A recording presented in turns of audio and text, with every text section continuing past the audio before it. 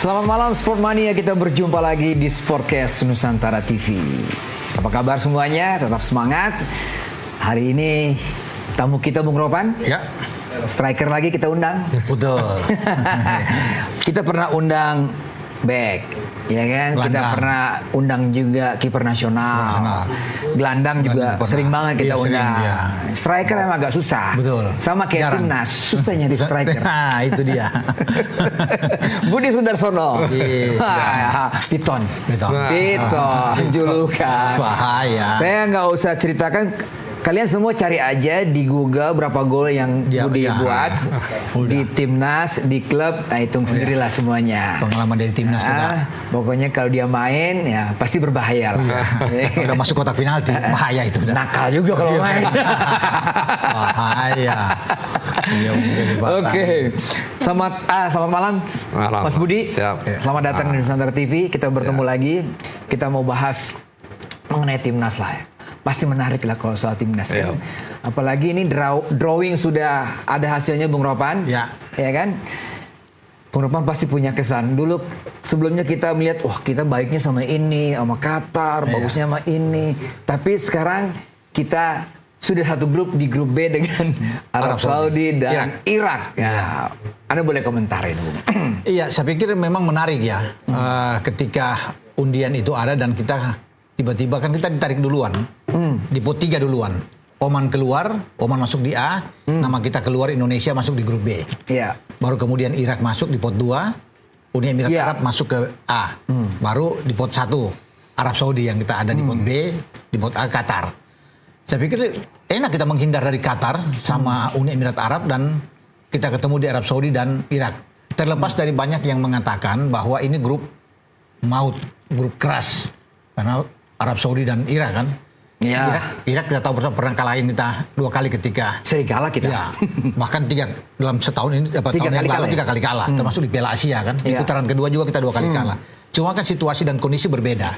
Iya. Ketika saat itu kita masih dipegang oleh STY dan dengan kondisi saat ini sudah banyak pemain yang ada. Nah, kalau bicara soal kesan, soal undian itu, kenapa saya bilang tadi menarik di awal, Om Boy? Karena 2 tim ini kan adalah 2 tim yang sudah pernah kita hadapi.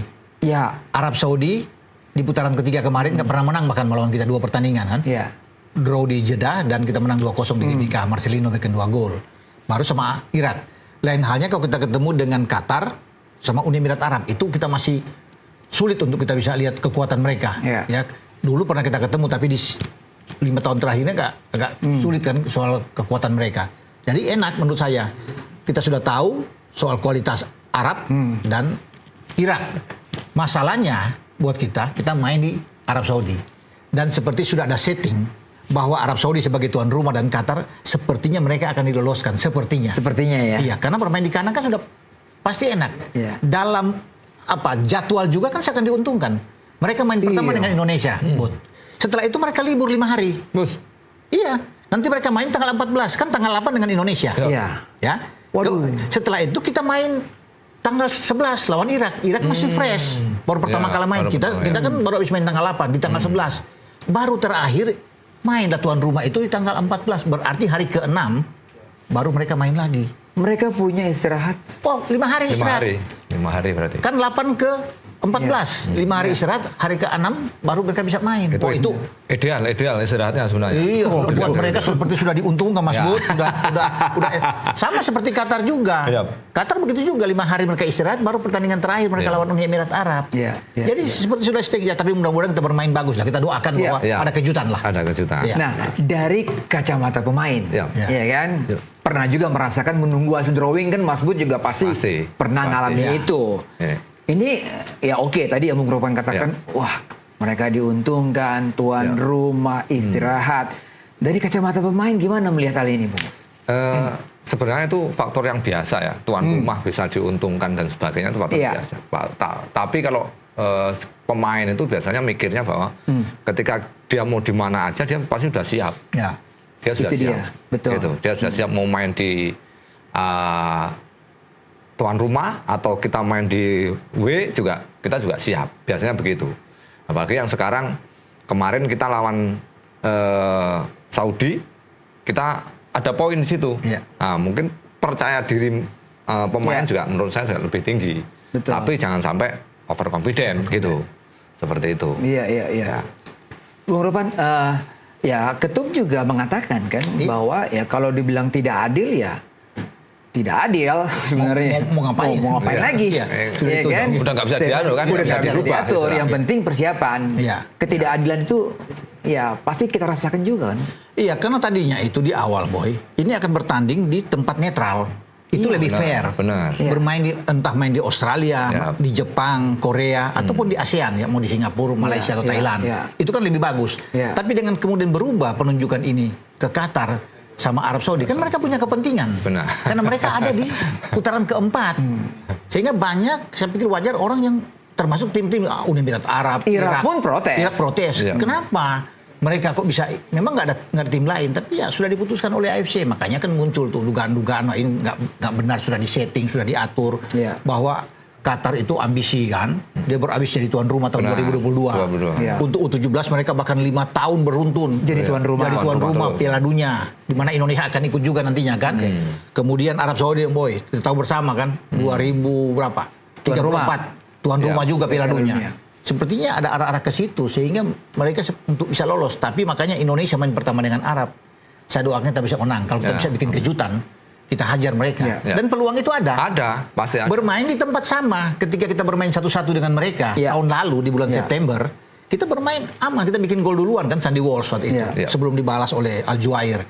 Dan enak di tempat yang sama di King Abdullah Sport City Stadion.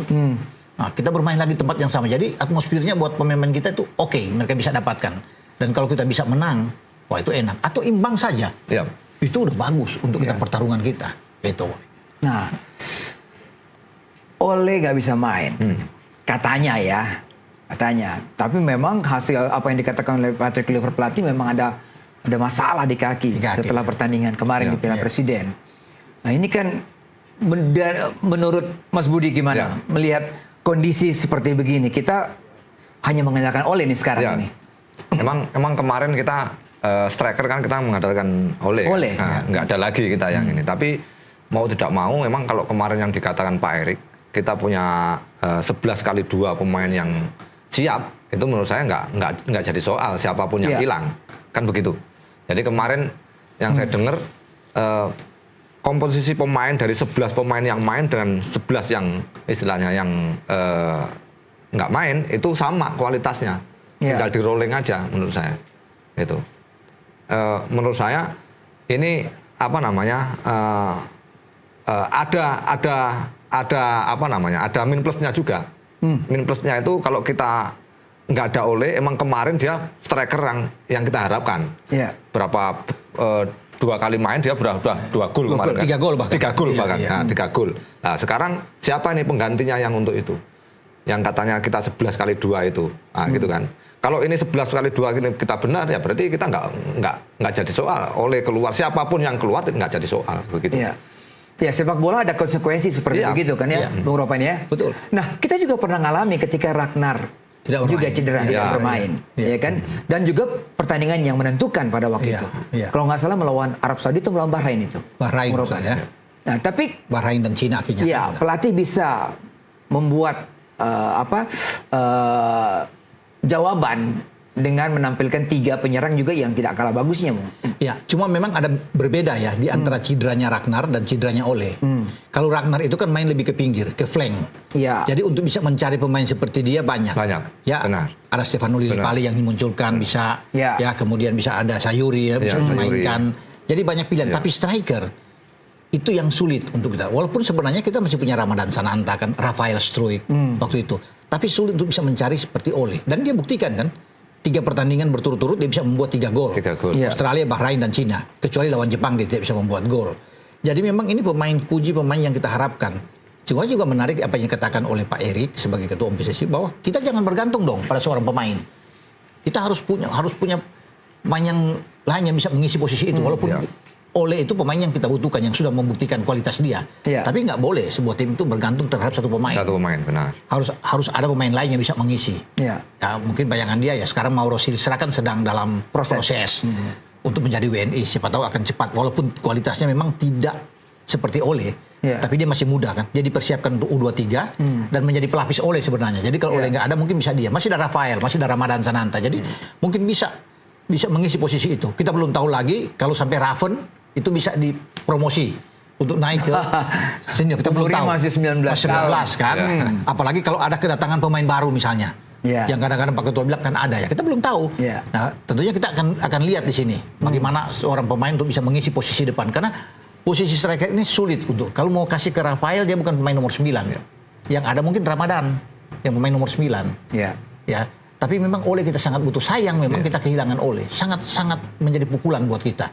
Cuma ya itu. Yang Saya bagus banyak. Kalau striker yang bagus menurut saya banyak. Ada situ ada ya si siapa namanya? Struik juga, ya. Ada Sananta, menurut saya juga bagus juga. Cuman yang hoki itu biasanya kalau di sepak bola itu kan ada hoki-hokian. Pemain baru main dia nyetak gol itu sebenarnya sudah percaya dirinya tinggi gitu. Yeah. Dia walaupun pemain ini sering dimainkan, tapi dia nggak jarang cetak gol, biasanya dia agak kurang bisa membawa inilah istilahnya begitu. Ini pernah Mas Budi alami juga. Ya itu seperti itu. Tapi kalau kita sering cetak gol, mau kita ini aja tutup mata kita bisa cetak gol begitu loh. Seperti itu. ada hokinya Mas. Hokinya. gitu. Seperti itu. Ya mudah-mudahan striker yang lain ini punya seperti itu gitu loh. Oke, berarti kita punya waktu berapa bulan nih? September Ya. kita akan uji coba. Ya, Di Agustus, Surabaya September, akan Oktober. uji coba melawan tim dari Timur Tengah. Ya. Ya mungkin kondisi Surabaya yang panas. 2,5 bulan lah, 2,5 bulan. 2,5 bulan. ya, 2,5 bulan. Tapi persoalannya kan, Ya. Coach PK ini belum pernah ngadepin Arab Saudi. Ya. Belum pernah ngadepin Irak.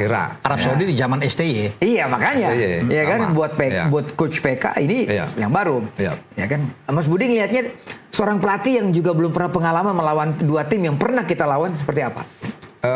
Ya ini mungkin jadi kendala sedikit kendala lah buat pelatih Patrick Kluivert.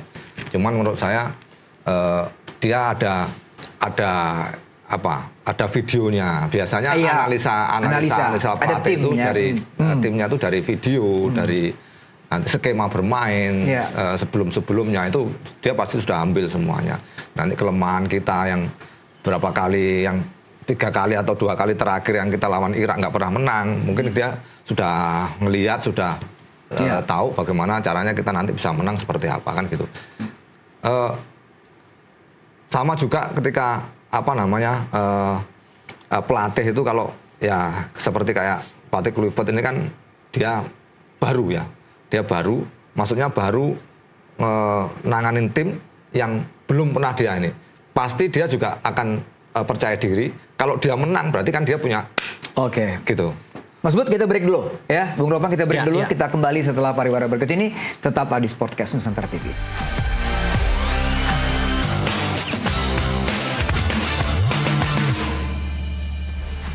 Anda masih di Sportcast Nusantara TV. Bung Ropan, menarik nih komentar dari Ketum tadi pagi atau di siang ya. Bahwa kita jangan bergantung, tidak ada Ole jangan bergantung. Karena masih ada A, si B, si C, si Z mungkin ya.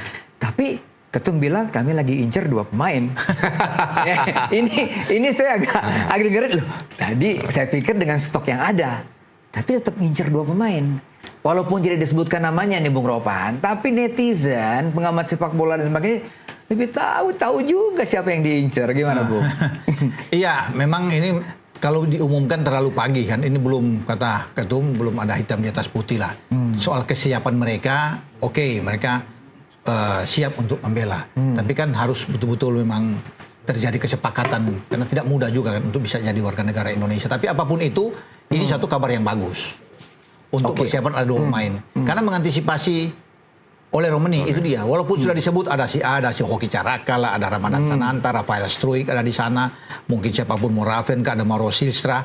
Tapi tetap harus ada 2 pemain yang disiapkan yang sesuai dia bilang. Nah, dan 2 itu bukan pemain tengah, bukan gelandang serang. Itu di lini serang, pemain depan. Nah, banyak yang menjadi tanda tanya. Siapakah gerangan yang akan datang? Itu kan yang menjadi ini. Banyak yang minta Spielberg. Kita nggak bisa juga. Yang tahu itu cuma Pak Ketum.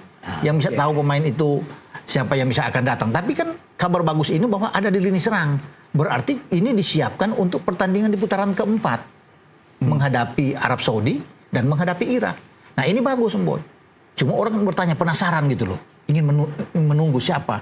Karena sudah dipikirkan oleh agak berat ya untuk bisa masuk, sehingga ini terobosan yang dilakukan perlu untuk lini serang.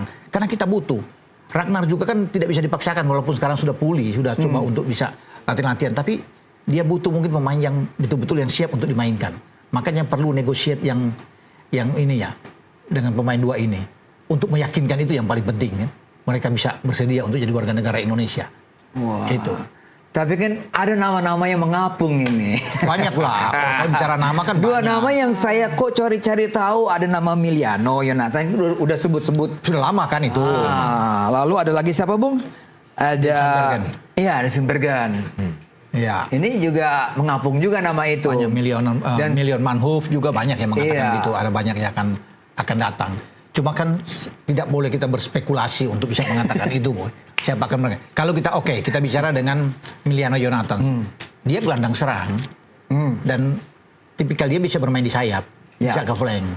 Tapi kalau Pak Ketum bilang ini memang dua pemain di lini serang. Lini serang itu ya pasti bisa pemain nomor 9. Nah, itu yang masih bertanya. Kalaupun mengarah ke nomor 9, Dean Sandbergen juga oke. Iya. Iya kan? Bagus, tinggi, iya. body bagus. Ibu dari Depok. Ya, itu jadi bisa oke lah, bisa main. Tapi ya kita menunggu saja sebenarnya ini. Iya. Jadi semakin tebal posisinya ada di lini serang. Kalau dua ini benar-benar memang masuk, jadi berkejar dengan waktu. Karena waktu sekarang kan tinggal 2,5 bulan. Berarti prosesnya kalau memang oke ya mesti dari sekarang. Iya. Sehingga ketersediaan dua pemain tersebut itu di Agustus sudah mantap, sudah dipanggil oleh DPR untuk bicara dengan mereka. Ini walaupun masih misteri, tapi kayaknya nama dua itu memang terus aja muncul gitu kan. Dan kalau kita lihat memang wah kualitasnya oke juga. Nah persoalannya sekarang nih Mas Budi, banyak juga pemain-pemain kita terutama lini serang yang juga belum mendapat klub misalnya. Benar. Ini kan persoalan. Iya. Patrick Kluivert mengatakan bahwa syarat pemain nasional adalah yang main di klub. Nah, ini kan juga persoalan bagi seorang pemain yang belum dapat klub, kan nggak enak ya? Iya, pasti begitu. Jadi itu sebenarnya sudah sistem yang seperti itu udah dilakukan pemain-pemain Eropa yang kita jadi pemanggilan pemain itu dari jam menit bermain ketika dia di timnya, bahkan seperti itu. Tapi sebenarnya gini, kalau menurut saya untuk striker yang kita memang berapa tahun ke belakang ini kita agak susah mau nyari striker itu. Sebenarnya kalau kemarin kita kedatangan si Ole itu kita sudah agak lumayan optimis lah dengan tim nasional yang punya striker, top striker ya. Kalau untuk yang gelandang serang, sayap kanan, kan penyerang juga, striker juga itu sebenarnya. Itu kita banyak pilihan gitu. Tapi yang top striker ini emang harus dia punya emang naluri gol yang memang top striker ini kan tugasnya untuk mencetak gol gitu kan. Sebenarnya kayak gitu. Walaupun kita menang yang ngegolin siapapun nggak masalah kan gitu.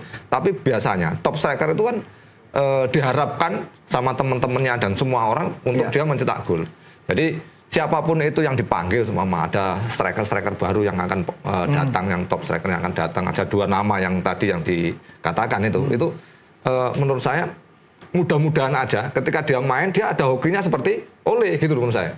Harus satu striker yang benar-benar memang nomor 9 ya Bung Ropan ya. Bukan striker yang bisa main di gelandang atau main di sayap. Benar-benar pure striker murni. Nah, contohnya kalau Sturridge ya. Sturridge dulu kan striker. Dia top striker lah. Tapi kan tipenya bukan. Dia lebih melebar ya. Kurang lah kalau udah di top striker kan. Dia menurut saya ke nomor 10 kayak gitu, nomor 8, second striker lah. Iya. Nah, Bung Ropan waktu kita lawan Irak, kita belum ada Ole. Ya. Matulesi juga belum ada ya? Belum ada.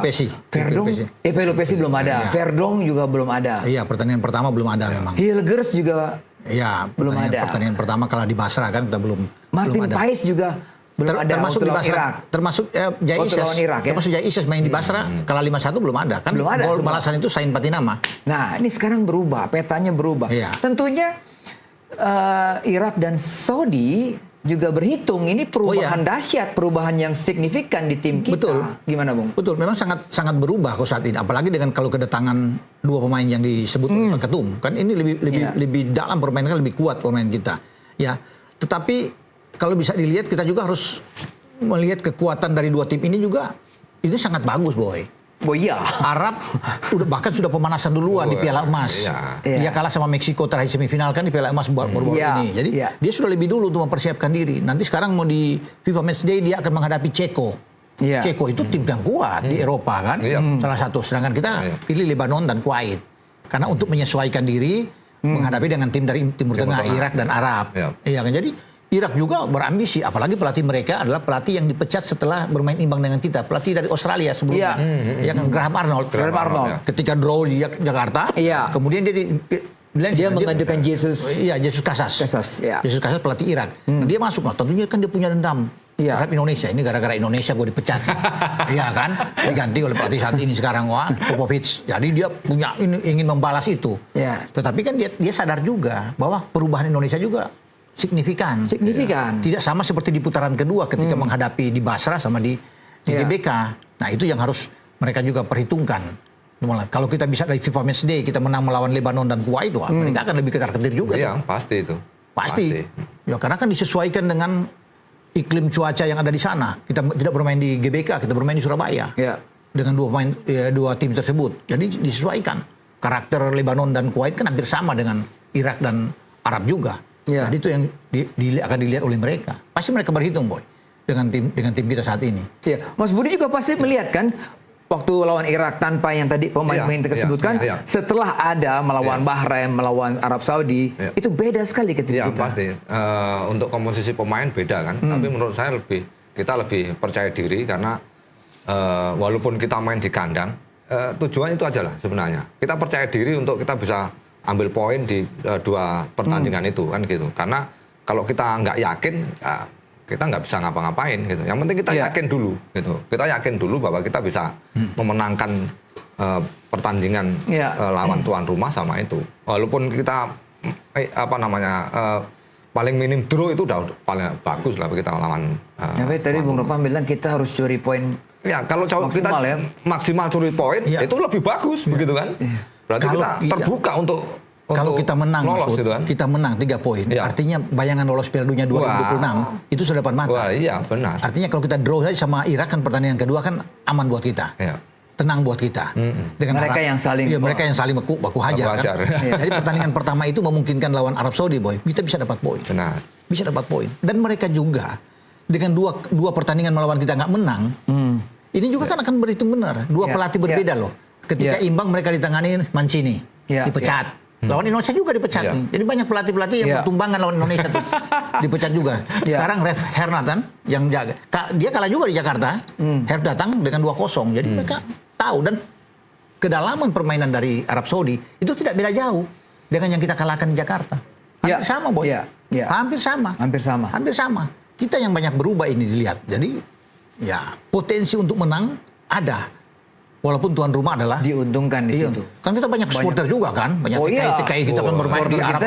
Pasti banjir di sana. Bahkan mungkin bisa lebih banyak dari tuan rumah nih kalau mereka datang. Kalau mereka bersatu di Timur Tengah datang semua yang dari Qatar dan Uni Emirat. Pasti lebih berisik pasti. Iya.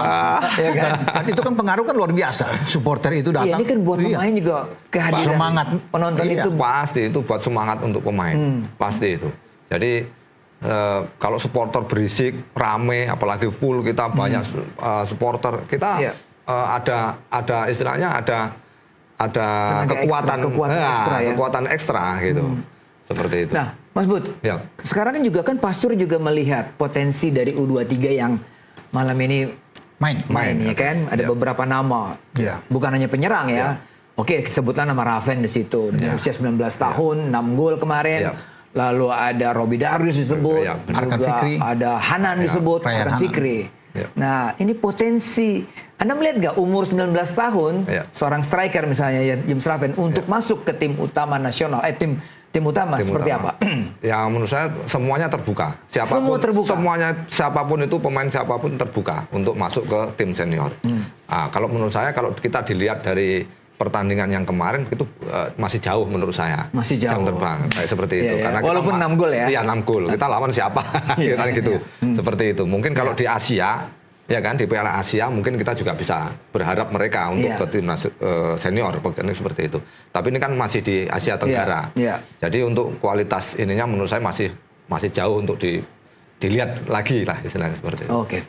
Kita break lagi Bung Ropan. Setelah ini kita mau bahas kekuatan Irak nih. Karena kita mau bahas Irak nanti ya.